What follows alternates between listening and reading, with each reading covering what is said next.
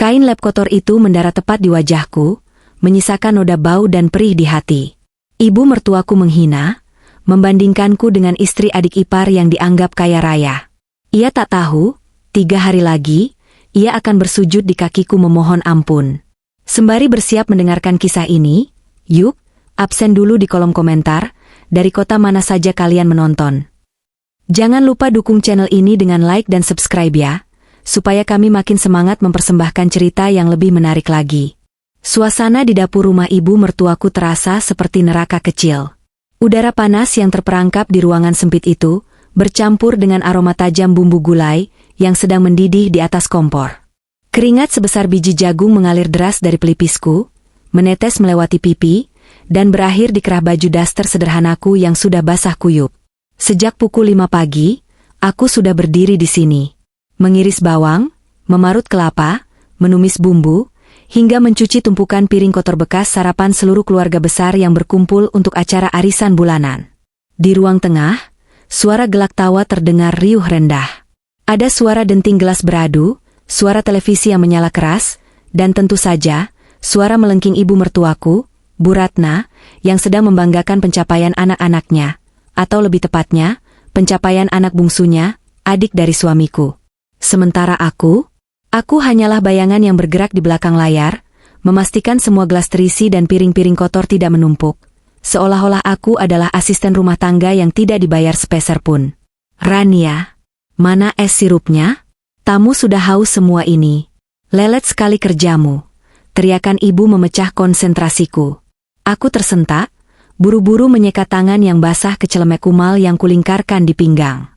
Iya, Bu. Sebentar, ini sedang dituang, jawabku setengah berteriak agar suaraku terdengar sampai ke ruang tamu.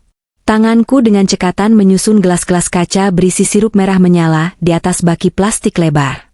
Baki itu berat, bukan hanya karena isinya, tapi karena lenganku sudah gemetar kelelahan. Suamiku, Bayu, sedang disuruh ibu membeli gas LPG yang tiba-tiba habis di warung ujung gang, jadi aku benar-benar bekerja sendirian tanpa bantuan. Para sepupu dan kerabat lain hanya duduk manis, sibuk dengan ponsel masing-masing atau memamerkan perhiasan emas mereka. Dengan hati-hati, aku mengangkat baki tersebut. Kakiku melangkah perlahan keluar dari dapur menuju ruang tamu yang padat. Karpet merah marun yang digelar di lantai terasa sedikit licin, karena tumpahan air yang belum sempat kubersihkan tadi. Aku berusaha tersenyum, menyembunyikan rasa lelah yang menghunjam tulang punggungku. Namun, nasib buruk sepertinya sedang ingin bermain-main denganku hari ini.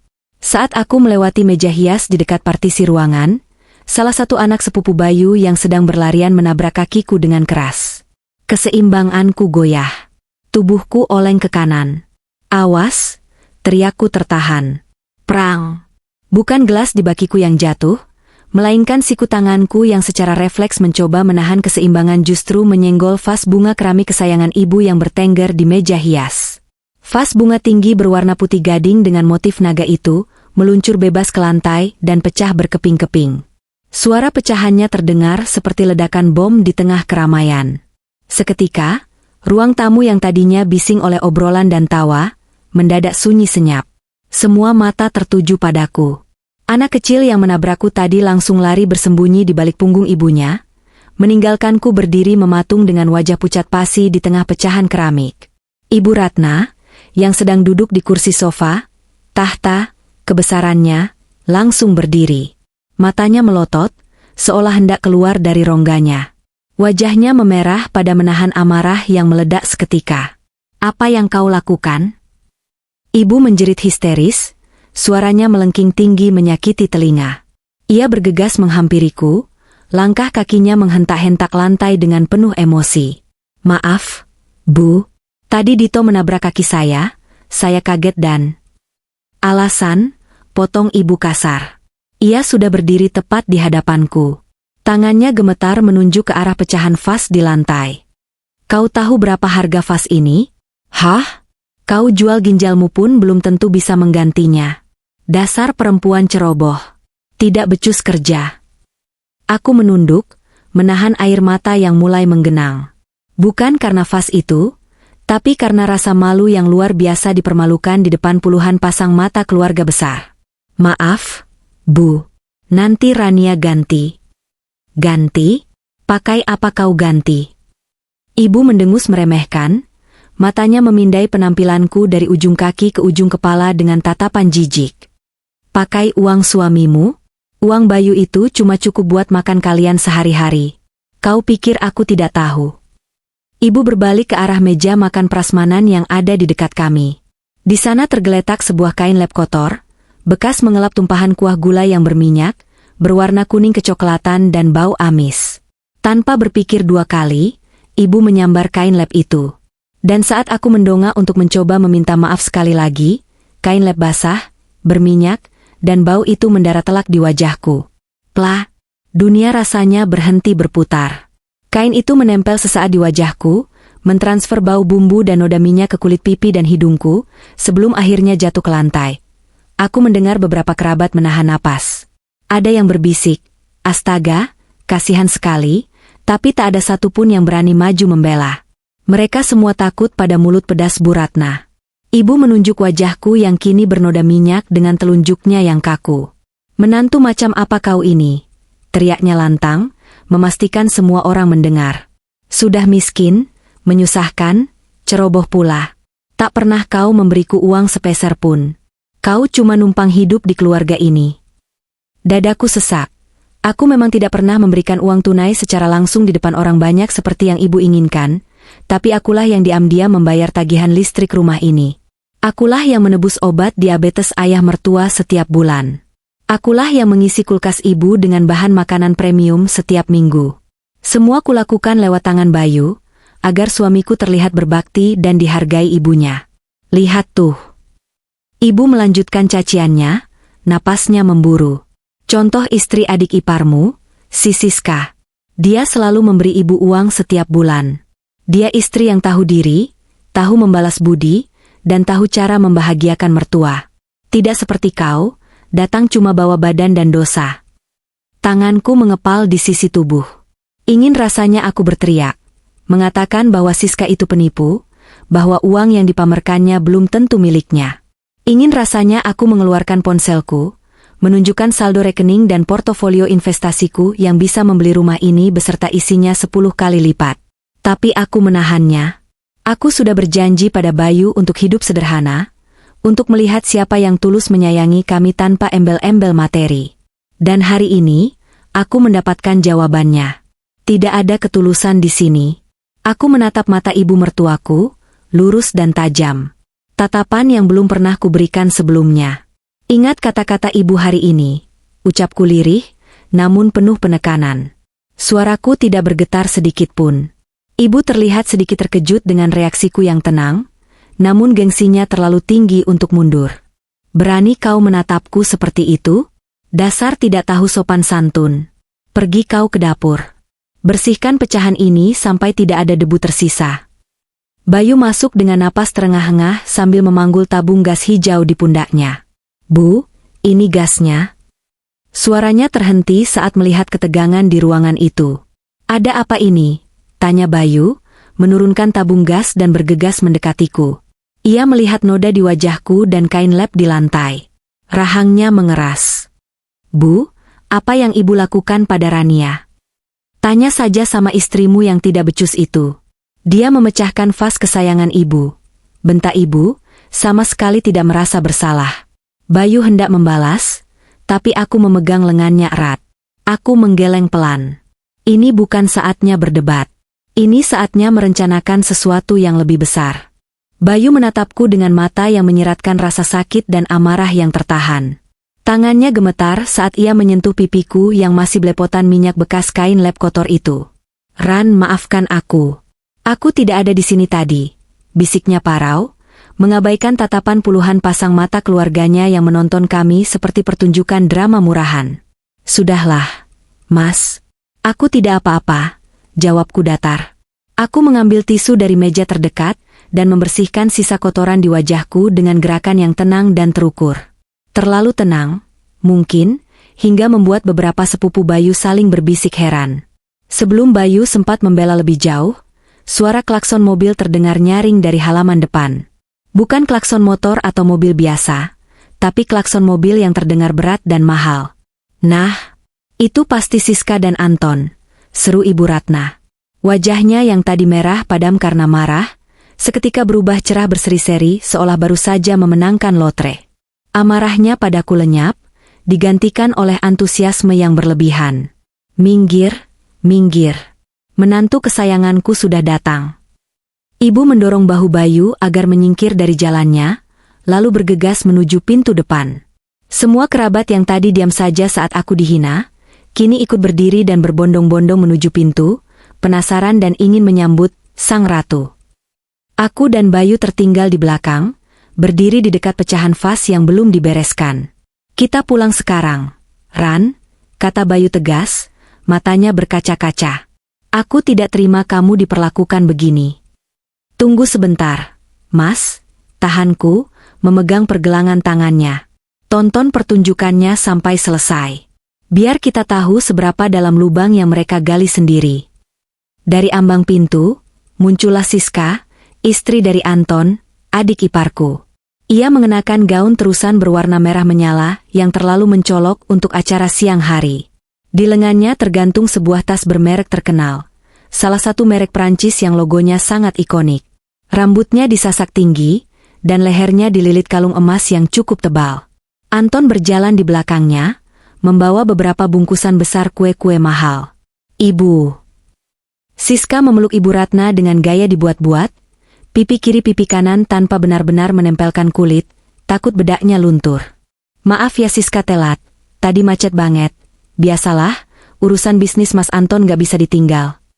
Tidak apa-apa, sayang.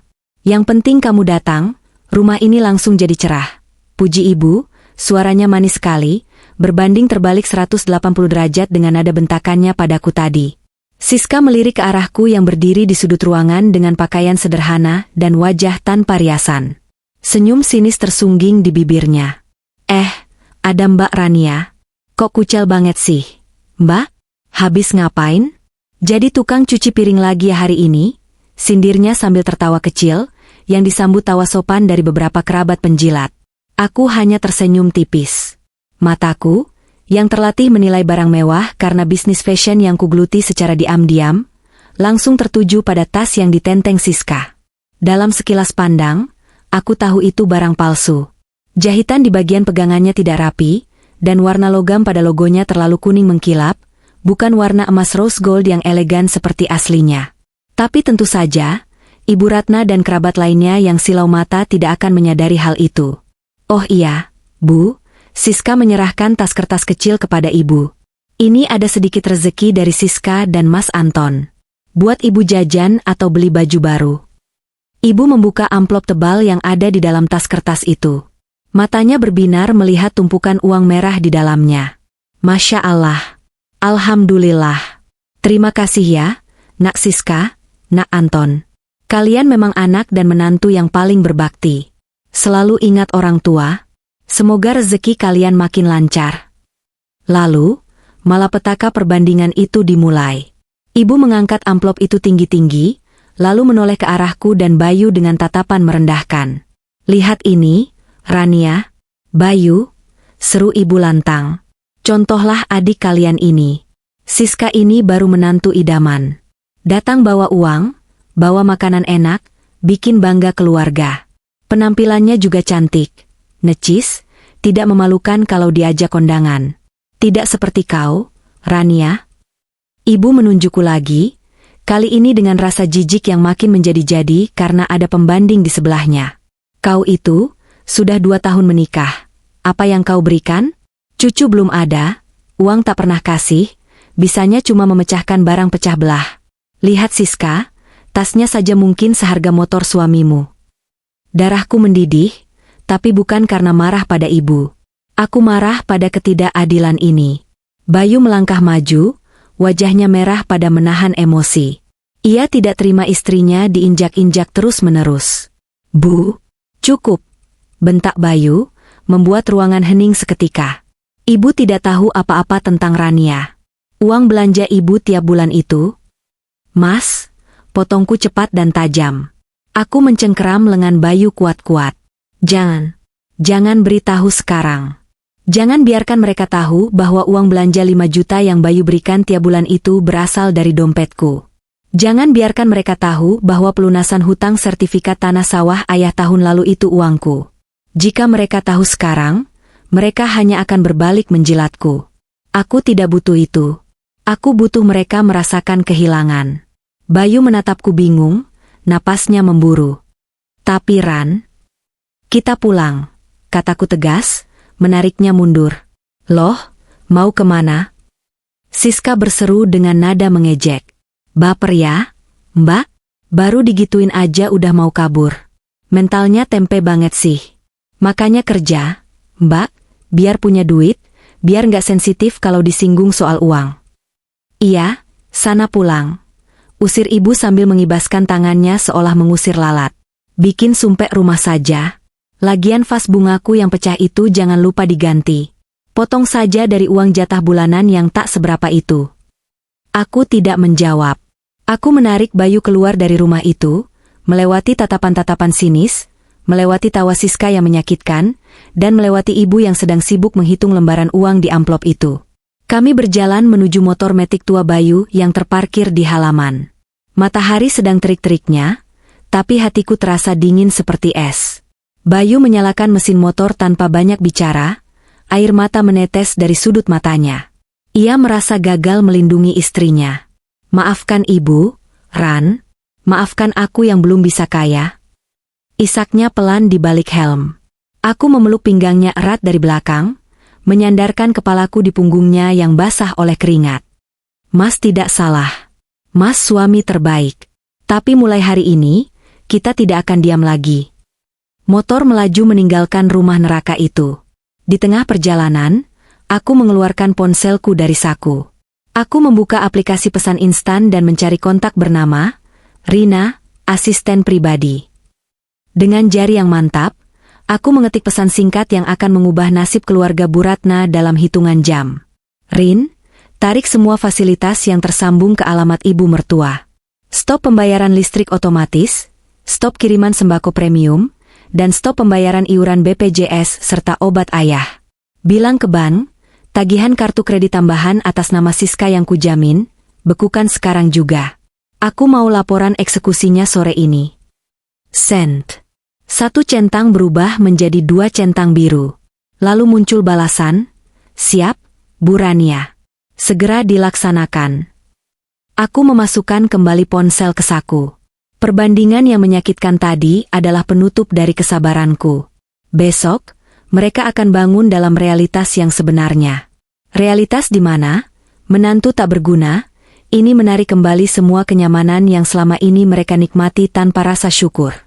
Cahaya matahari pagi menyelusup masuk melalui celah gorden jendela kamar kontrakan kami yang sederhana. Suasana pagi ini begitu hening, kontras sekali dengan hiruk-pikuk dan teriakan yang biasa kudengar jika menginap di rumah ibu mertua. Di sini, di rumah kecil yang kusewa bersama Bayu, hanya ada suara kicau burung gereja dan desis halus air mendidih di teko.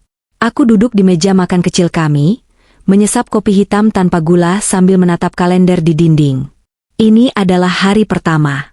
Hari pertama di mana aku, Rania, menantu yang selama ini dianggap tak berguna, menarik diri sepenuhnya dari kehidupan mereka. Bayu keluar dari kamar mandi dengan rambut basah dan wajah segar, namun matanya masih menyisakan kekhawatiran sisa kejadian kemarin. Ia duduk di hadapanku, menatap cangkir kopinya dengan tatapan kosong. Aku tahu apa yang ia pikirkan. Ia anak yang baik, terlalu baik bahkan, sehingga sulit baginya untuk bersikap tega pada ibunya sendiri, meskipun ibunya telah melukai harga diri istrinya berulang kali. Ran, panggilnya lirih. Kamu yakin dengan keputusan ini? Maksudku, ibu mungkin sudah tua, dia bicaranya memang kasar. Tapi, Mas, potongku lembut namun tegas, meletakkan cangkirku perlahan.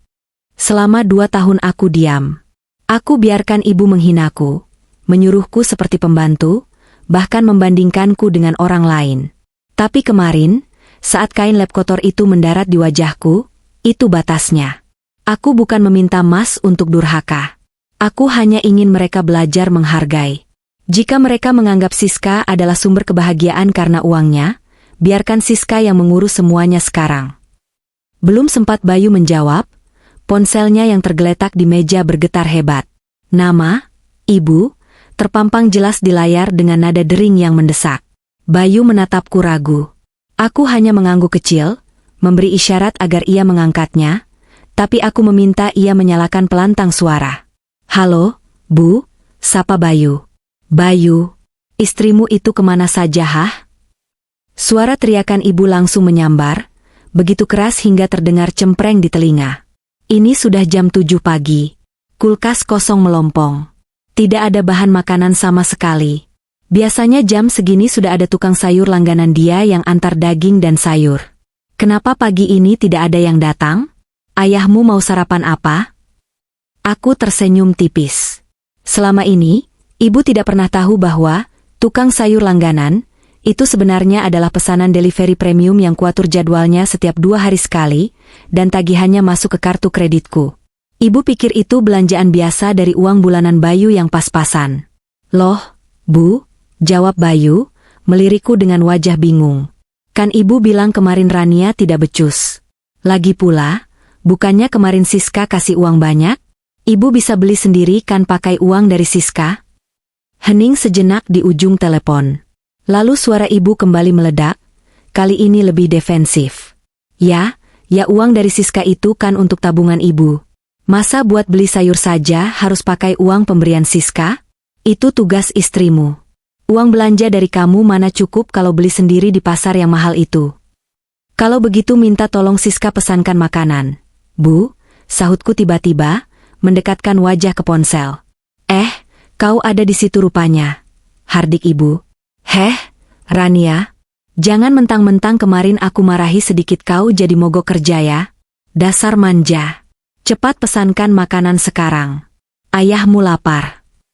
Maaf, Bu, jawabku tenang. Aplikasi di ponsel saya sedang error. Saldo saya juga kosong. Kan saya menantu miskin, Bu. Tidak punya uang. Mungkin Siska yang kaya raya bisa membantu ibu. Aku langsung mematikan sambungan telepon sepihak. Bayu ternganga menatapku. Ia tidak pernah melihatku seberani ini. Biarin aja, Mas, kataku sambil mengoleskan selai ke roti tawar. Mereka tidak akan mati kelaparan hanya karena telat sarapan 1 kali. Namun, teror hari pertama baru saja dimulai.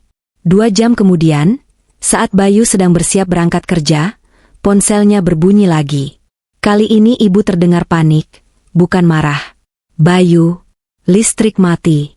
Mati total, jerit ibu. AC mati, kulkas mati, kipas angin mati. Panas sekali di sini, Bayu. Cepat isikan token. Ini pasti lupa diisi sama istrimu yang teledor itu. Lagi-lagi, sebuah fakta kecil yang tersembunyi. Meteran listrik di rumah ibu adalah meteran prabayar dengan daya besar, karena banyaknya barang elektronik. Selama ini, akulah yang mengatur pengisian token otomatis melalui aplikasi mobile bankingku setiap kali meteran berbunyi, tit-tit. Kemarin sore, setelah kejadian kain lab itu, aku mematikan fitur auto debit tersebut. Mas tidak punya uang di rekening. Bu, jawab Bayu, kali ini ia mulai mengerti permainanku dan berusaha mengikuti alur. Mas belum gajian. Token listrik rumah ibu itu boros sekali, butuh 500.000 untuk seminggu. Mintalah pada Siska. Siska tidak angkat telepon, keluh ibu frustrasi. Dia bilang sedang meeting dengan klien penting, tidak bisa diganggu urusan receh begini. Aduh, Bayu, panas sekali. Ayahmu sampai sesak napas karena kipas matinya. Kalau begitu, ibu pakai uang di amplop kemarin, usul Bayu. Itu uang keramat. Tidak boleh diganggu. Ibu bersikeras. Logika macam apa itu? Rela kepanasan demi menyimpan uang pameran? Siang harinya, kekacauan di rumah ibu mencapai puncaknya. Aku mendapat laporan dari kurir farmasi langgananku, Pak Asep, yang meneleponku dengan bingung. Mbak Rania, ini saya sudah di depan rumah Bu Ratna antar insulin dan obat jantung untuk Bapak, kata Pak Asep. Tapi kok Ibu Ratna marah-marah ya saat saya tagih pembayarannya? Biasanya kan Mbak Rania yang transfer duluan, jadi tinggal drop saja. Tapi kemarin Mbak pesan cot, bayar di tempat. Ibu Ratna bilang dia tidak punya uang receh 1,5 juta. Aku menahan tawa getir. Iya, Pak Asep. Bilang saja ke ibu, mulai sekarang sistemnya bayar di tempat. Kalau ibu tidak mau bayar, bawa saja obatnya pulang lagi. Aku bisa membayangkan wajah ibu saat itu. Obat-obatan ayah mertua sangat mahal dan krusial. Selama ini aku yang menanggungnya tanpa pernah menyebut nominalnya agar tidak membebani pikiran Bayu dan tidak membuat ibu merasa berhutang budi padaku. Tapi kebaikan yang tidak dihargai, lama-lama akan menjadi bumerang. Sore harinya, Bayu pulang kerja dengan wajah lelah. Ia melempar tas kerjanya ke sofa dan duduk di sampingku. Ibu meneleponku 10 kali hari ini, kata Bayu sambil memijat pelipisnya. Dia akhirnya terpaksa memecah uang dari Siska untuk bayar listrik dan obat ayah. Dia mengomel panjang lebar, katanya uangnya langsung susut banyak. Dia menyalahkanmu habis-habisan. Baguslah, gumamku sambil tetap fokus pada layar laptop, memantau grafik saham perusahaanku. Setidaknya dia mulai sadar bahwa biaya hidup gaya nyonya besar yang dia nikmati itu tidak turun dari langit. Tapi Ran, sampai kapan? Tanya Bayu. Sampai dia sadar siapa yang sebenarnya tulus. Mas, jawabku, menatap mata suaminya dalam-dalam. Dan sampai kebohongan Siska terbongkar. Tunggu saja besok. Besok akan jauh lebih seru. Malam itu, kami tidur dengan tenang di kontrakan kecil kami. Sementara di seberang sana, aku yakin ibu mertua sedang gelisah, menghitung sisa uang di amplop yang makin menipis, sambil bertanya-tanya mengapa menantu, miskinnya tiba-tiba memiliki dampak sebesar ini saat menghilang. Kenyamanan yang ia anggap hak mutlak, ternyata adalah kemewahan yang kuberi cuma-cuma, dan kini telah kucabut paksa. Hari kedua dimulai dengan langit yang mendung, seolah alam sedang bersiap menurunkan badai, metafora yang tepat untuk apa yang akan terjadi di rumah ibu mertua hari ini. Aku tidak pergi ke kantor pusat perusahaanku hari ini.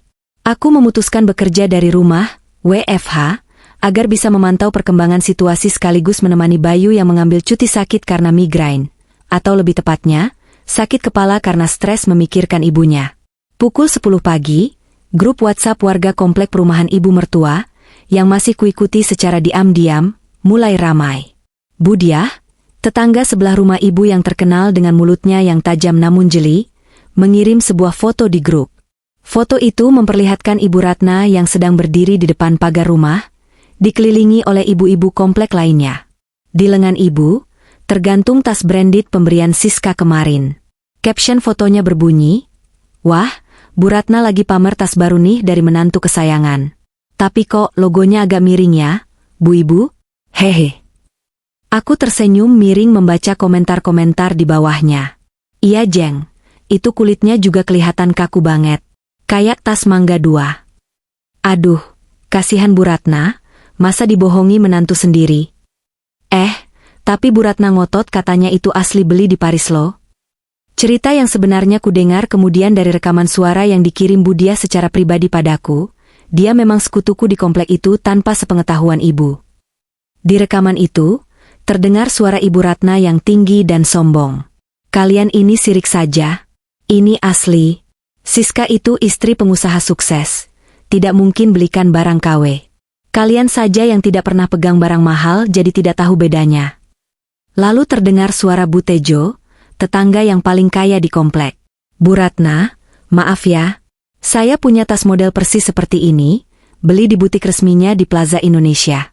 Dan punya ibu ini, maaf-maaf saja, resletingnya kasar, warnanya beda. Ini barang tiruan kualitas rendah.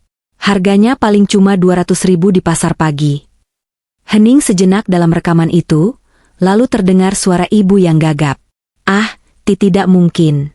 Siska bilang ini 50 juta.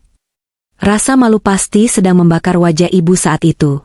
Dipermalukan di depan tetangga yang selama ini ia coba saingi, adalah mimpi buruk terbesarnya. Tapi, rasa malu karena tas palsu itu belum seberapa dibandingkan dengan tamu tak diundang yang datang 15 menit kemudian. Sekitar pukul 11 siang, suasana di depan rumah ibu berubah mencekam. Sebuah mobil SUV hitam berhenti mendadak di depan pagar, disusul 2 motor besar.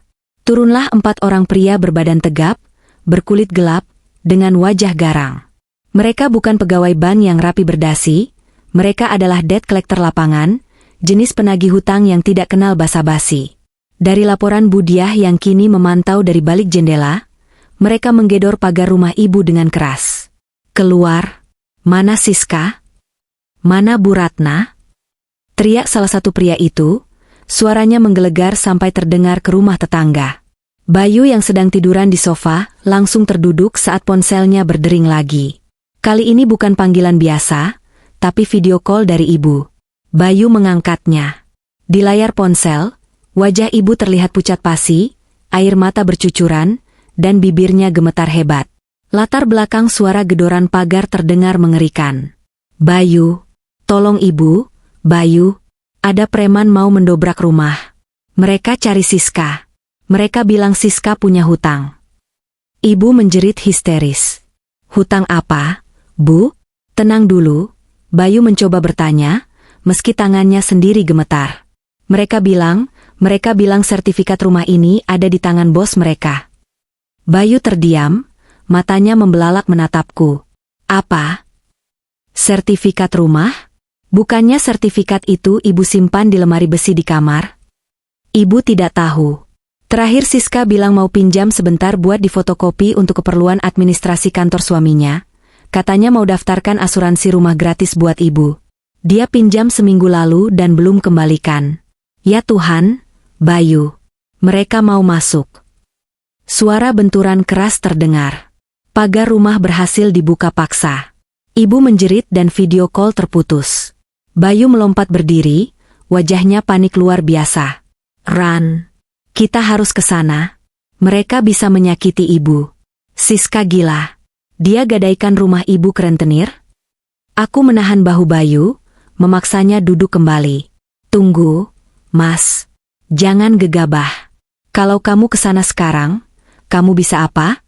Kamu punya uang 500 juta untuk melunasi hutang itu sekarang juga? Kalau kamu datang, mereka akan menahanmu sebagai jaminan, dan kita berdua habis. Tapi itu ibuku, Ran, bentak Bayu, air matanya menetes. Ini pertama kalinya dia membentakku, tapi aku tahu itu karena kepanikan, bukan kebencian. Aku tahu. Dan aku sudah mengurusnya. Jawabku dengan suara sangat tenang, kontras dengan kepanikan Bayu. Bayu menatapku, bingung. Maksudmu? Duduklah. Dengarkan aku, kataku sambil membuka tablet kerjaku dan menunjukkan sebuah dokumen digital. Aku sudah tahu Siska mengambil sertifikat itu sejak minggu lalu. Aku punya kenalan di Badan Pertanahan yang memberiku notifikasi jika ada pergerakan aset atas nama keluarga. Siska bukan menggadaikannya ke bank resmi, tapi ke lembaga pembiayaan swasta yang bunganya mencekik leher. Dan sekarang dia macet bayar karena bisnis suaminya sebenarnya sudah bangkrut 3 bulan lalu. Bangkrut? Bayu ternganga. Tapi, kemarin dia bawa mobil, bawa uang. Mobil sewaan. Uang itu sisa pinjaman terakhir dari rentenir sebelum dia kabur. Dia gali lubang tutup lubang, Mas. Dan dia menjadikan rumah ibu sebagai tumbal terakhirnya, jelasku dingin. Lalu ibu bagaimana? Preman-preman itu? Mereka tidak akan menyentuh ibu secara fisik. Mereka hanya menggertak untuk mengosongkan rumah. Ini prosedur standar penekanan mental, kataku, meski dalam hati aku juga sedikit cemas. Tapi ini pelajaran yang harus ibu telan. Mas, dengar. Kalau kita bantu sekarang, ibu tidak akan pernah sadar. Ibu akan berpikir Siska hanya sedang sial, dan kita adalah pahlawan kesiangan yang wajib membantu. Biarkan ibu merasakan akibat dari kepercayaan butanya pada uang, Siska. Ponsel Bayu berbunyi lagi. Pesan suara dari ibu. Suaranya berbisik, terisak-isak. Sepertinya dia bersembunyi di dalam kamar mandi. Bayu, tolong ibu. Siska tidak bisa dihubungi. Mereka di ruang tamu. Mereka banting-banting barang. Vas bunga mahal ibu pecah semua. Mereka bilang besok rumah ini akan disita dan ibu harus angkat kaki. Bayu, ibu takut. Ibu menyesal. Mendengar kata, menyesal, hatiku sedikit bergetar, tapi belum cukup. Belum. Penyesalan saat terdesak itu seringkali palsu. Aku butuh penyesalan yang lahir dari kesadaran, bukan ketakutan. Kirim pesan ke ibu, perintahku pada Bayu. Bilang pada ibu, kita tidak punya uang sebanyak itu. Tapi bilang ada satu orang yang mungkin bisa menolong. Katakan padanya untuk datang ke alamat kantor ini besok pagi-pagi sekali. Aku menyerahkan secari kartu nama. Bukan kartu namaku, tapi kartu nama perusahaan induk investasiku, Arya Group. Siapa ini? Tanya Bayu. Itu kantor pusat kreditur yang memegang hutang Siska. Sebenarnya rentenir itu hanya pihak ketiga. Bos besar, di balik pendanaan itu adalah perusahaan investasi yang membeli aset-aset macet. Ibu harus datang ke sana memohon keringanan. Bayu menatap kartu nama itu, lalu menatapku dengan curiga. Ran, kamu tahu banyak sekali soal ini. Sebenarnya siapa kamu? Aku tersenyum tipis, berdiri dan merapikan bajuku. Aku hanya istri yang ingin suaminya dihargai. Mas, besok, kamu ikut ibu ke alamat itu. Dan kamu akan melihat siapa istrimu yang sebenarnya. Hari kedua berakhir dengan kehancuran total di rumah Ibu Ratna. Siang itu, matahari terasa menyengat kulit, seolah ikut memanaskan situasi yang baru saja meledak di rumah ibu mertua. Aku tidak ikut ke sana. Aku duduk di ruang kerjaku di rumah kontrakan, memantau segalanya dari jauh. Namun, Bayu pergi ke sana, menjalankan skenario yang telah kususun dengan hati berat namun mantap. Bayu meneleponku begitu sampai di sana. Melalui earphone yang terpasang di telingaku, aku bisa mendengar suara isak tangis ibu yang menyayat hati, beradu dengan suara pecahan kaca yang sedang disapu. Hancur, Bayu. Hancur semua, raung ibu. Suaranya serak, penuh keputusasaan. Barang-barang antik ibu, piring kristal, televisi, mereka hancurkan layarnya karena ibu menolak menandatangani surat pengosongan rumah. Mereka bilang besok pagi adalah batas akhirnya. Kalau besok pagi hutang Siska beserta bunganya, yang jumlahnya miliaran itu, tidak lunas, kita akan diusir paksa. Aku mendengarkan dalam diam sambil menatap layar laptop. Di layar itu, terpampang data aset rumah ibu yang kini statusnya dalam pengawasan khusus oleh tim legal perusahaanku. Sebenarnya, para preman itu adalah suruhan dari rentenir pihak ketiga yang panik karena aset jaminan rumah ibu ternyata sudah diblokir oleh sistem perbankan pusat, blokir yang kuperintahkan pagi tadi. Mereka marah karena merasa tertipu oleh Siska, dan sasaran kemarahan mereka adalah penghuni rumah itu. Siska di mana, Bu? Tanya Bayu, suaranya terdengar lelah namun tetap tenang sesuai arahanku. Setan itu, maki ibu penuh kebencian. Nomornya mati. Rumah kontrakannya kosong. Tetangganya bilang dia sudah kabur sejak 2 hari lalu membawa koper besar. Dia menipu ibu, Bayu. Dia bilang sertifikat itu cuma dipinjam sebentar untuk syarat administrasi. Ternyata dia jaminkan. Anak durhaka. Menantu kurang ajar. Sungguh ironis. Baru kemarin ibu memuja Siska sebagai menantu idaman yang membawa surga dunia, dan sekarang nama Siska disandingkan dengan setan. Manusia memang mudah sekali berbalik arah tergantung kemana angin keuntungan berhembus. Ibu tenang dulu, kata Bayu. Marah-marah tidak akan mengembalikan sertifikat itu. Sekarang kita butuh solusi. Solusi apa? Kamu punya uang? Ibu langsung menodong. Kebiasaan lamanya tak hilang meski dalam kondisi terjepit. Kamu kan anak laki-laki tertua. Harusnya kamu punya tabungan. Jual motor kamu, jual emas istrimu, si Rania itu pasti punya sedikit simpanan kan? Jual semuanya buat bayar bunga hutang ini supaya kita bisa nafas. Aku tersenyum miris mendengar namaku disebut. Bahkan di titik nadir pun, aku masih dianggap aset yang bisa dicairkan, bukan manusia yang perlu dihargai. Bu, potong Bayu tegas. Motor Bayu cuma laku 5 juta. Emas Rania itu mas kawin, tidak boleh dijual sembarangan. Lagi pula hutang Siska itu miliaran. Uang kami tidak akan cukup walau cuma buat beli permen. Hening sejenak. Hanya terdengar suara napas ibu yang memburu. Terus ibu harus bagaimana? Ibu tidak mau jadi gelandangan. Apa kata tetangga nanti? Ibu Ratna diusir dari rumahnya sendiri. Tangisnya pecah lagi. Kali ini bukan karena takut kehilangan rumah, tapi takut kehilangan muka. Ada satu jalan, kata Bayu perlahan, mengucapkan kalimat kunci yang sudah kusiapkan. Tadi Bayu sempat bicara dengan ketua preman itu sebelum mereka pergi. Mereka bilang, Hutang Siska itu sebenarnya sudah dialihkan ke perusahaan investasi besar yang membeli kredit macet. Namanya Arya Group.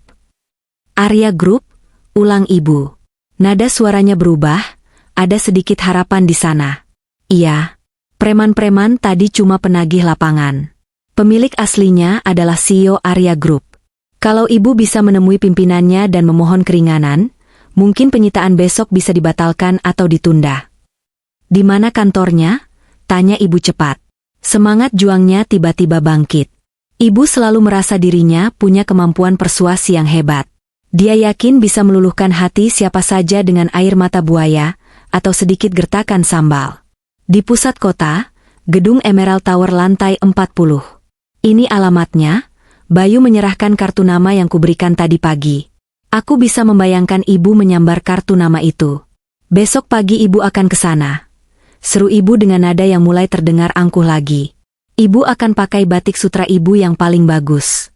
Ibu akan bicara pada bosnya. Ibu akan bilang kalau ibu ini korban penipuan. Bos perusahaan besar pasti orang berpendidikan, dia pasti mengerti dan kasihan pada orang tua. Tidak seperti preman pasar tadi. Bayu temani ya, Bu, tawar Bayu. Ya, kamu harus antar ibu. Jangan biarkan ibu jalan sendiri.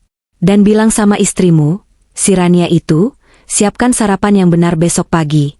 Ibu butuh tenaga buat debat sama orang kaya.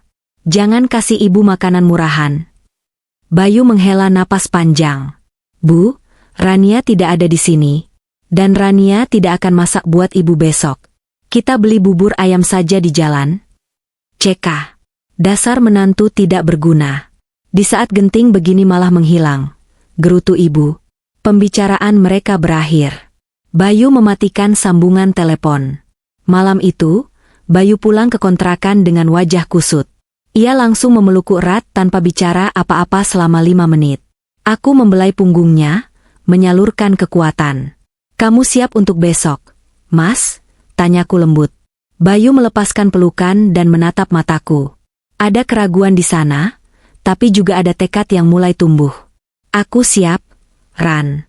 Aku tidak tega membayangkan wajah ibu nanti saat tahu kebenarannya. Tapi aku lebih tidak tega membiarkan kamu terus-terusan dihina. Ibu butuh obat keras untuk menyembuhkan penyakit gengsinya. Ini bukan untuk menyakiti ibu, Mas. Jelasku, merapikan kerah kemejanya. Ini untuk menyelamatkan masa depan keluarga kita. Kalau ibu tidak sadar sekarang, sampai kapanpun kita hanya akan jadi sapi perah yang tidak pernah dianggap. Malam itu aku tidur lebih awal. Aku harus mempersiapkan panggung yang sempurna untuk besok. Aku mengirim pesan pada sekretaris pribadiku, memintanya mengosongkan jadwal pagiku dan menyiapkan ruang rapat VIP. Aku juga meminta security gedung untuk memberikan akses khusus pada tamu bernama Bu Ratna, tapi dengan prosedur pemeriksaan yang sedikit ketat, agar ia merasakan betapa kecilnya dia di hadapan kekuasaan yang sesungguhnya. Sementara itu, aku yakin di rumah sana, ibu sedang sibuk mematut diri di depan cermin, memilih baju terbaiknya, menyemprotkan parfum yang wanginya menusuk hidung, dan melatih kata-kata manis untuk merayu sang investor. Dia tidak tahu, investor yang akan dia temui adalah orang yang sama yang dia lempar dengan kain lap kotor 2 hari lalu. Hari esok akan menjadi hari penghakiman. Bukan dengan palu hakim, tapi dengan kenyataan. Pagi hari di kawasan bisnis pusat kota Jakarta selalu sibuk. Gedung-gedung pencakar langit menjulang tinggi, memantulkan cahaya matahari di dinding kaca mereka yang berkilauan. Salah satunya adalah Emerald Tower, gedung tertinggi dan termewah di kawasan itu, tempat markas besar Arya Group berada. Aku sudah tiba di kantorku sejak pukul 7 pagi. Hari ini aku tidak mengenakan daster lusuh atau kaos oblong, seperti yang biasa kupayai di rumah ibu. Aku mengenakan setelan blazer putih gading potongan tailor, ternama yang membalut tubuhku dengan sempurna, dipadu dengan celana bahan hitam dan sepatu hak tinggi. Rambutku yang biasanya cuma dikuncir asal-asalan, kini tergerai rapi setelah diblow oleh penata rambut langganan. Di pergelangan tanganku melingkar jam tangan yang harganya bisa untuk membeli 2 rumah di komplek ibu. Ini adalah Rania yang asli. Rania yang selama ini kututup rapat di balik topeng menantu sederhana. Pukul 9 tepat, interkom di mejaku berbunyi. Ibu Rania, suara sekretarisku terdengar sopan. Tamu atas nama Ibu Ratna dan Bapak Bayu sudah tiba di lobi. Sedang dalam proses pemeriksaan keamanan. Biarkan mereka menunggu di lobi selama 30 menit. Rina, perintahku dingin. Bilang saja saya sedang ada conference call dengan klien dari Eropa. Setelah itu baru naikkan ke lantai 40. Baik, Bu. Aku memutar kursi kerjaku menghadap jendela besar yang menampilkan panorama kota Jakarta dari ketinggian. Aku membayangkan apa yang terjadi di bawah sana. 30 menit kemudian, pintu ruanganku diketuk. Rina masuk, memberi kode bahwa tamu sudah di depan pintu. Aku menarik napas panjang, menata hati. Aku memberi isyarat pada Rina untuk membiarkan mereka masuk, sementara aku memutar kursi kerjaku membelakangi pintu. Aku menghadap ke jendela, menyembunyikan wajahku. Pintu terbuka. Terdengar langkah kaki ragu-ragu memasuki ruangan yang luas dan dingin itu. Lantai marmer ruangan ini memantulkan bunyi hak sepatu ibu yang terdengar keras dan canggung. Silakan duduk, Bu, Pak. Suara Rina mempersilakan, lalu terdengar suara pintu ditutup kembali. Wah gila ya, Bayu. Suara ibu terdengar berbisik, tapi gema ruangan membuatnya terdengar jelas. Ruangannya besar sekali. Dingin banget lagi. Lihat tuh karpetnya. Tebal banget. Ini pasti bos besar beneran. Kamu harus sopan ya, jangan malu-maluin ibu. Iya, Bu, jawab Bayu. Suaranya terdengar datar. Aku tahu Bayu sedang berdiri di belakang kursi ibu, menahan gejolak di dadanya. Ibu berdehem, mencoba menarik perhatianku yang masih duduk membelakangi mereka. Selamat pagi, Pak atau Bu Bos. Maaf kami mengganggu waktunya. Saya Ratna. Ibunya Siska, maksud saya pemilik rumah yang sertifikatnya ada di Bapak. Aku tidak menjawab. Aku membiarkan hening menggantung selama beberapa detik. Detik-detik yang menyiksa bagi ibu yang sedang gelisah. Anu, Pak, lanjut ibu, suaranya mulai terdengar memelas, taktik andalannya. Saya datang jauh-jauh mau minta tolong. Rumah itu satu-satunya harta peninggalan suami saya. Saya ditipu sama menantu saya sendiri, si Siska. Saya ini orang tua yang tidak tahu apa-apa, Pak. Tolonglah kasihan sama janda tua seperti saya. Jangan sita rumah saya besok. Masih hening. Ibu mulai panik. Saya janji akan cicil, Pak, walau sedikit-sedikit. Anak saya ini, Bayu, dia kerja kok. Gajinya bisa buat bayar. Ya kan, Bayu? Bilang dong sama bosnya. Bayu tidak bisa bayar hutang itu, Bu, jawab Bayu tenang. Kamu ini gimana sih? Di depan orang kaya tuh ngomong yang meyakinkan sedikit. Bisik ibu kasar, lalu kembali melembutkan suaranya ke arahku. Maaf Pak, anak saya ini memang agak bodoh. Tapi intinya, kami mohon pengertiannya. Kami ini orang susah. Cukup. Perlahan, aku memutar kursi kebesaranku. Gerakan putarannya halus, tanpa suara, namun efeknya seperti dentuman palu godam. Saat kursi berputar 180 derajat dan wajahku terpampang jelas di hadapan ibu, waktu seakan berhenti. Mulut ibu yang tadi terbuka hendak melanjutkan kalimat manisnya, kini menganga lebar.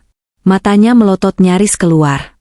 Wajahnya yang sudah dipoles bedak tebal seketika kehilangan warna, menjadi putih pucat seperti mayat. Ia mengerjapkan mata berkali-kali. Sekali, 2 kali, 3 kali. Berharap ini halusinasi. Berharap dia salah lihat. Tapi tidak. Di hadapannya, duduk di kursi CEO yang megah, dengan latar belakang langit Jakarta, adalah aku.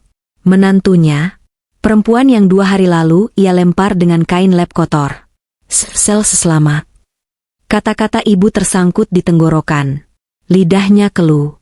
Aku menatapnya datar, tanpa senyum sedikit pun. Tatapan yang dingin dan menusuk.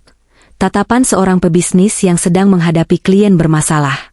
Selamat datang, Bu Ratna, sapaku, suaraku tenang namun bergema penuh wibawa di ruangan besar itu. Ada perlu apa dengan menantu tak berguna ini? Ibu Ratna terhuyung ke belakang, tangannya meraba-raba mencari pegangan kursi agar tidak jatuh pingsan. Napasnya tersengal-sengal. Rania, kau? Kenapa kau ada di sini? Kau cleaning service di sini? Pertanyaan bodoh. Penyangkalan yang menyedihkan. Mana ada cleaning service duduk di kursi CEO, memakai blazer Armani, dan dikawal sekretaris? Aku tertawa kecil. Tawa yang kering. Ibu pikir cleaning service boleh duduk di kursi ini? Ibu pikir cleaning service bisa memerintahkan ban memblokir sertifikat rumah ibu? Ibu menoleh ke arah Bayu, mencari jawaban. Bayu ini apa maksudnya? Istrimu dia. Bayu melangkah maju. Bukan untuk menolong ibunya, tapi untuk berdiri di sampingku. Ia berdiri tegap, meletakkan tangannya di sandaran kursiku, menunjukkan posisi di mana ia berpihak. Ibu, kata Bayu tegas. Kenalkan, ini Rania, istriku. CEO dari Arya Group. Pemilik sah dari perusahaan yang memegang hutang Siska. Dan orang yang selama ini diam-diam membayar semua tagihan gaya hidup ibu yang mewah itu. Tidak mungkin. Ibu menggeleng-gelengkan kepalanya lemah. Kakinya lemas. Ia ambruk terduduk di kursi tamu di hadapan meja kerjaku. Rania itu miskin. Rania itu dari kampung. Rania tidak punya apa-apa. Rania yang miskin itu cuma ada di kepala ibu. Potongku tajam. Aku berdiri, berjalan perlahan mengitari meja besar itu, hingga berdiri tepat di depan ibu yang kini terlihat begitu kecil. Aku mencondongkan tubuh, menatap matanya lekat-lekat. Saya menyembunyikan ini semua karena saya ingin dicintai apa adanya. Bu, saya ingin tahu, apakah ibu bisa menyayangi menantu yang tidak memberi uang, tapi tulus mengurus ibu? Saya ingin tahu, apakah harga diri saya sebagai manusia dinilai dari seberapa tebal amplop yang saya bawa? Aku menegakkan tubuh kembali, melipat tangan di dada. Dan jawabannya sudah saya dapatkan 2 hari lalu. Lewat selembar kain lap kotor yang ibu lempar ke muka saya. Ibu gemetar hebat. Air mata mulai mengalir di pipinya, tapi kali ini bukan air mata sandiwara. Itu air mata ketakutan murni. Ketakutan karena menyadari bahwa nasibnya kini berada sepenuhnya di tangan orang yang paling ia benci dan ia hina. Jadi, Bu Ratna, kataku, kembali ke mode bisnis. Rumah ibu akan disita besok sesuai prosedur. Kecuali ibu punya alasan yang sangat bagus kenapa saya harus membatalkannya. Dan alasan itu tidak bisa dibayar dengan uang, karena seperti yang ibu lihat. Aku merentangkan tangan, menunjukkan kemewahan di sekelilingku. Uang ibu tidak ada artinya bagi saya. Ruangan itu hening kembali. Hanya isak tangis ibu yang terdengar, kini bercampur dengan rasa malu yang teramat sangat. Ia menundukkan kepalanya dalam-dalam, tidak berani menatap mataku lagi. Kunyahan waktu terasa begitu lambat di ruangan berpendingin udara ini. Suara detak jam dinding yang minimalis terdengar, seperti palu hakim yang sedang mengetuk vonis berkali-kali di kepala Ibu Ratna. Ia masih terduduk lemas di kursi tamu di hadapanku, wajahnya sepucat kertas, matanya nanar menatapku, seolah mencoba mencerna realitas baru yang terlalu pahit untuk ditelan. Aku kembali duduk di kursi kebesaranku, menyandarkan punggung dengan rileks. Kontras sekali dengan posisi duduk ibu yang kaku dan gemetar. Kenapa diam, Bu? Tanyaku memecah keheningan. Suaraku tidak meninggi, tapi ketajamannya mampu mengiris atmosfer ruangan. Bukankah biasanya ibu paling lantang? Bukankah ibu punya 1001 kata untuk menghina masakan saya, cara berpakaian saya, bahkan cara saya bernapas? Ibu membuka mulutnya, tapi tidak ada suara yang keluar. Hanya desis napas yang berat. Ia menoleh lagi pada Bayu, anak laki-lakinya yang selama ini ia anggap tidak sukses, yang kini berdiri tegap di samping istrinya yang ternyata seorang konglomerat. Bayu, cicit ibu, suaranya parau. Kenapa? Kenapa kamu tidak pernah bilang? Kalau istrimu sekaya ini, kenapa kamu biarkan ibu? Biarkan ibu menghinanya? Potong Bayu cepat. Nada suaranya mengandung kekecewaan yang mendalam. Aku sudah mau bilang berkali-kali, Bu, tapi Rania melarang. Rania ingin tahu apakah ibu bisa menyayanginya sebagai manusia, bukan sebagai mesin ATM. Dan ternyata ibu gagal. Gagal total. Aku mengambil sebuah map tebal dari laci meja kerjaku dan melemparkannya ke atas meja, tepat di hadapan ibu. Map itu mendarat dengan suara plak yang cukup keras, membuat bahu ibu tersentak kaget. Buka, Bu, perintahku. Dengan tangan gemetar, ibu membuka map itu. Matanya membelalak melihat lembaran-lembaran bukti transfer dan rekening koran yang tersusun rapi di dalamnya. Lihat yang ditandai warna merah, jelasku sambil menunjuk dari jauh. Itu adalah bukti pembayaran tagihan listrik rumah ibu selama 2 tahun terakhir. Lihat nama pengirimnya. Bukan Bayu Prasetyo, tapi Rania Anindita. Ibu menelusuri baris demi baris angka itu. Bibirnya bergetar hebat. Lalu buka halaman berikutnya. Bukti pembayaran rumah sakit ayah bulan lalu. 25 juta rupiah untuk operasi katarak dan perawatan jantung. Siapa yang bayar? Bu? Siska? Bukan. Siska saat itu sedang sibuk pamer liburan ke Bali, yang tiketnya pun hasil hutang. Saya yang bayar. Lunas. Tanpa ibu tahu. Aku berdiri lagi, berjalan mendekat ke arah ibu agar ia bisa melihat wajahku dengan jelas. Wajah menantu yang ia sebut pembawa sial. Ibu selalu memuja Siska karena dia sering memberi uang tunai 500.000 atau 1 juta di depan muka ibu, di depan tamu-tamu arisan. Ibu merasa itu hebat. Padahal, di belakang layar, sayalah yang menopang hidup ibu. Sayalah tiang yang membuat atap rumah ibu tidak rubuh. Tapi apa balasan ibu? Aku mencondongkan wajah, menatap manik matanya yang kini basah oleh air mata. Sebuah kain lap kotor penuh minyak di wajah saya. Ibu menutup wajahnya dengan kedua telapak tangan. Isak tangisnya pecah, bergema di ruangan luas itu. Ampun, Rania, ibu tidak tahu. Ibu hilaf. Bukan filaf, Bu, sela Bayu dingin. Itu karakter. Itu sifat asli ibu yang menilai orang dari kulit luar. Ibu tahu tas yang dibelikan Siska itu palsu. Harganya cuma 200.000. Tapi ibu memujanya seperti barang keramat. Sementara Rania yang membelikan ibu obat supaya ibu tetap hidup, ibu injak-injak harga dirinya. Dan soal Siska. Aku kembali ke meja, mengambil tabletku dan memperlihatkan sebuah berita daring yang baru saja rilis pagi ini. Baca ini. Ibu mengintip dari sela jari-jarinya. Judul berita itu terpampang jelas, suami istri pelaku penipuan investasi bodong dan penggelapan aset ditangkap di bandara. Ada foto Siska dan Anton dengan baju oranye tahanan, wajah mereka ditutupi masker tapi jelas dikenali. Mereka ditangkap pagi ini saat mencoba kabur ke Singapura, kataku datar. Uang yang Siska kasih ke ibu selama ini, itu uang hasil nipu orang, Bu. Uang haram. Uang dari sertifikat rumah ibu yang dia jaminkan diam-diam. Ibu membandingkan saya dengan seorang kriminal. Ibu Ratna meraung. Tubuhnya merosot dari kursi, jatuh berlutut di atas karpet tebal kantorku. Ia memukuli dadanya sendiri yang terasa sesak oleh penyesalan yang terlambat. Rasa malunya kini bertumpuk-tumpuk. Malu karena miskin, malu karena tertipu, dan yang paling menyakitkan, malu karena telah menyia-nyiakan berlian demi memungut kotoran. Rania, tolong ibu. Ratapnya disela tangis. Rumah itu, kenangan bapak. Jangan Sita, Rania, ibu mohon. Ibu rela jadi pembantu kamu. Ibu rela sujud di kakimu sekarang juga. Ibu benar-benar hendak bersujud. Dahinya hampir menyentuh lantai marmer, tapi aku menahannya.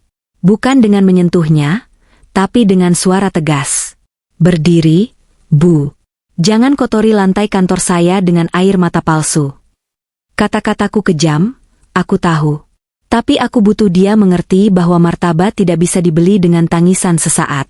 Ibu mendongak, wajahnya berantakan. Maskaranya luntur, bedaknya retak oleh air mata. Ia tampak tua, rapuh, dan menyedihkan.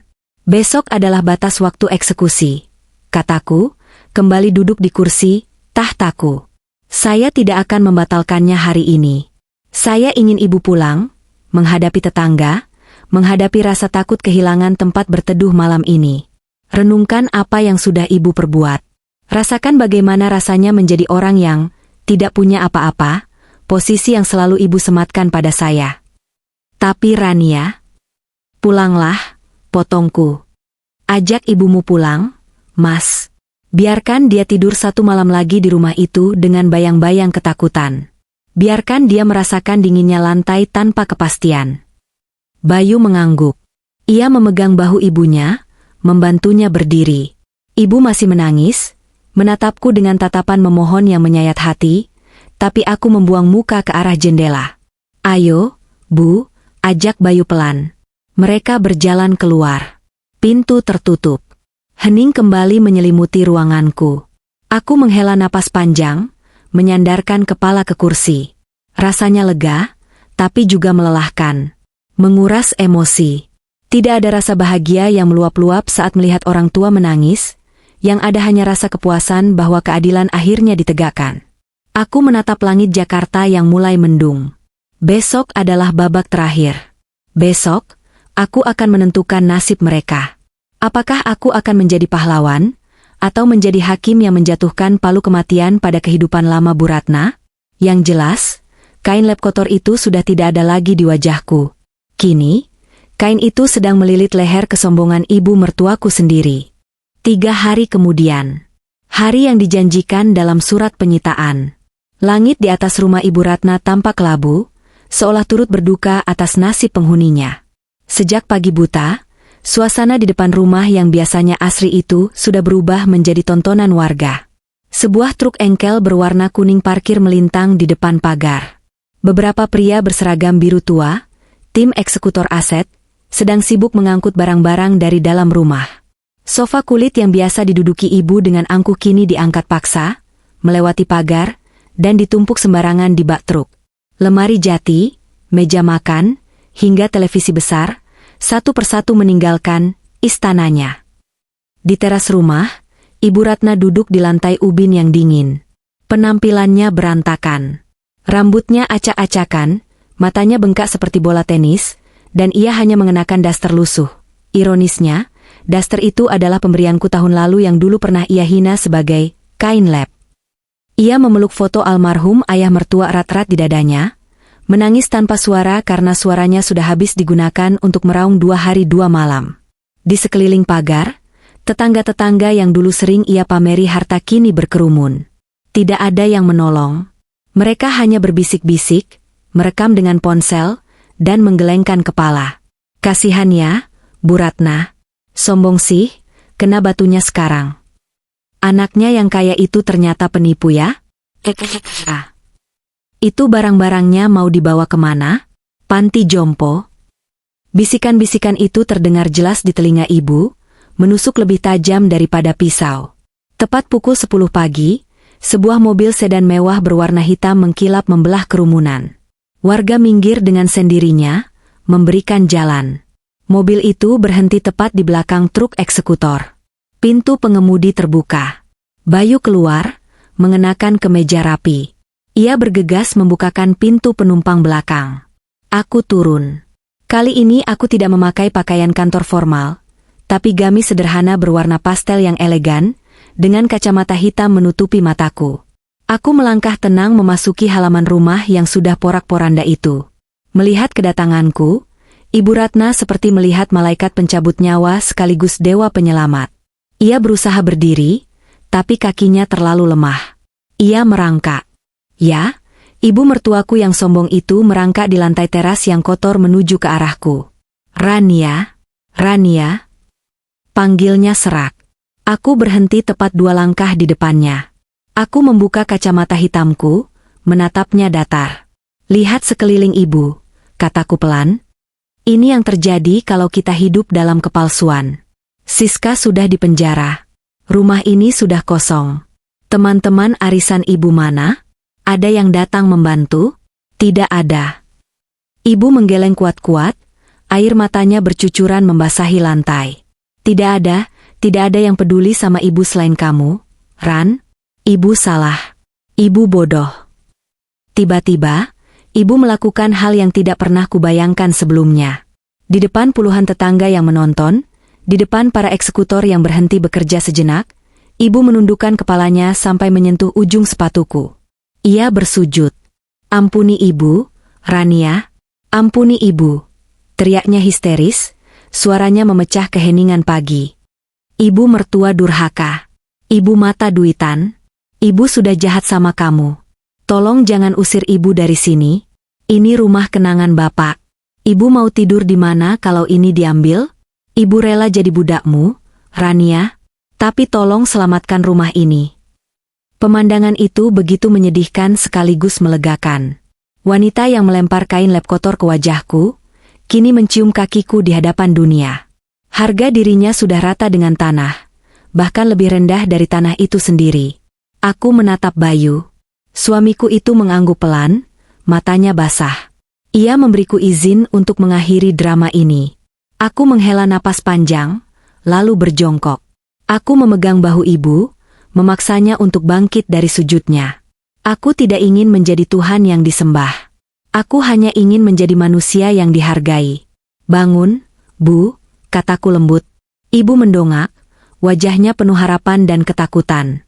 Saya sudah melunasi hutang Siska pagi ini, ucapku.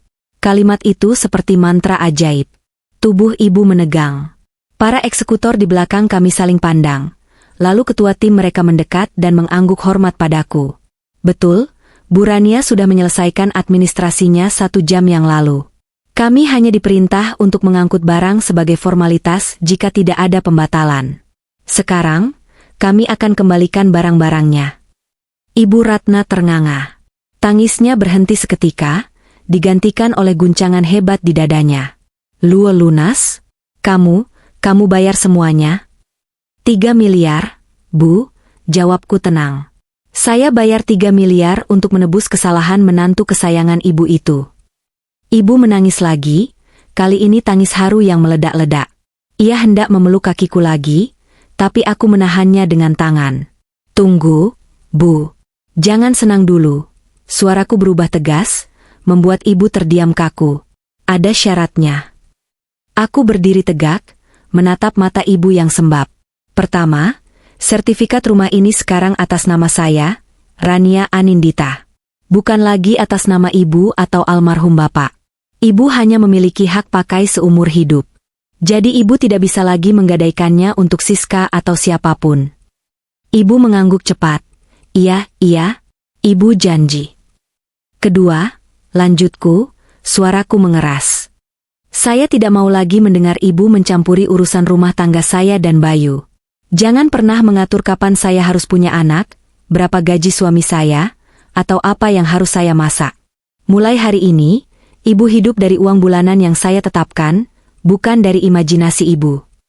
Iya, Nak, ibu nurut. Dan yang terakhir, aku menatapnya tajam.